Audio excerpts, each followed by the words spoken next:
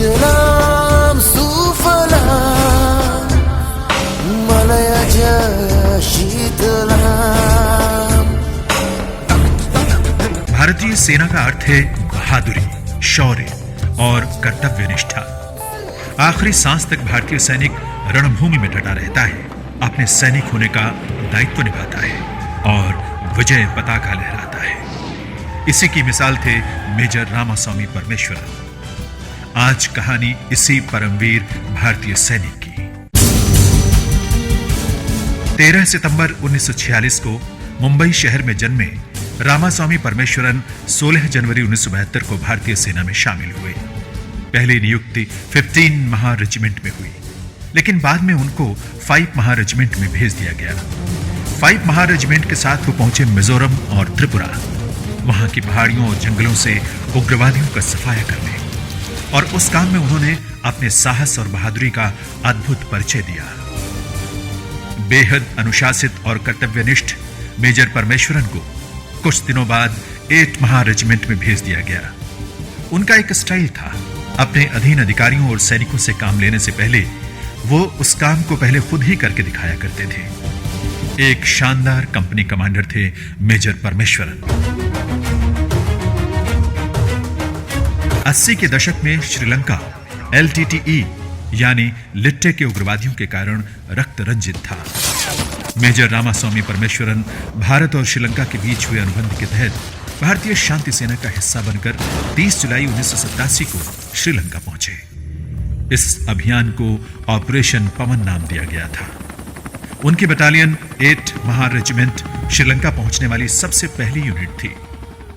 श्रीलंका में भारतीय शांति रक्षक दल के सैनिकों द्वारा कई ऑपरेशन चलाए गए जो लिट्टे उग्रवादियों के विरुद्ध थे। इनमें सबसे बड़ा ऑपरेशन मरुथाना मादम, अन्नाई कोतई, मणिपाई और कांतारोदाई इलाकों में चलाए जा रहे थे। मेजर परमेश्वरन को कांतारोदाई के ऑपरेशन का दायित्व दिया गया।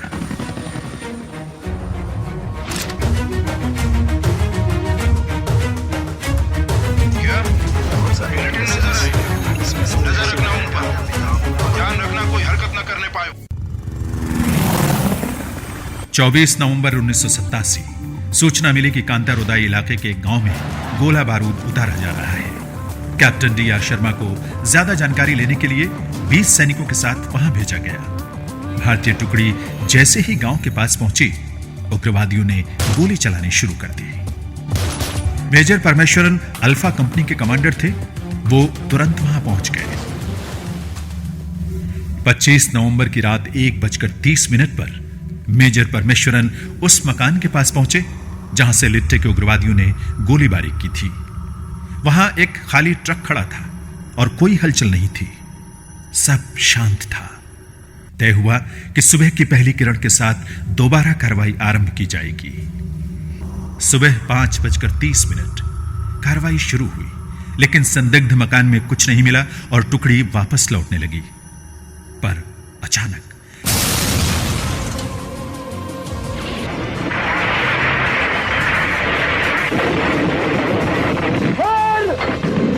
पास के एक बौद्ध मंदिर से लिट्टे के उग्रवादियों ने फायरिंग शुरू कर दी। उग्रवादियों के पहले हमले में एक भारतीय सैनिक शहीद हो गया। मेजर परमेश्वरन उस स्थान की तरफ बढ़ने लगे जिधर से फायरिंग की जा रही थी। Captain D.R. Sharma cover fire दे रहे थे। शर्मा, तुम कवर फायर दो, मैं उन्हें पीछे से घेरता हूं।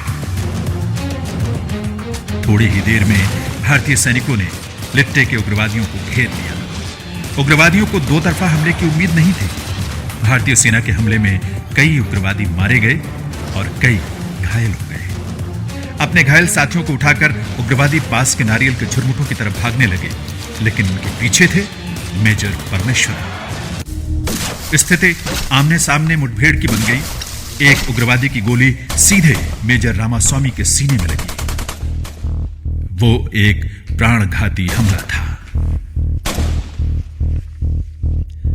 लेकिन मेजर ने इसकी परवाह न करते हुए झपट कर उस उग्रवादी की राइफल छीन ली और उसका काम तमाम कर दिया। सीने में गोली लगने से मेजर रामास्वामी निढाल हो गए, लेकिन तब भी वो अपने दल को निर्देश देते रहे। उनके दल ने और 6 उग्रवादियों को मार गिराया और उनसे बड़ी मात्रा में गोला बारूद बरामद किया। हमले की सफलता सुनिश्चित करने के बाद ही मेजर परमेश्वरन ने अपनी आखिरी सांस ली।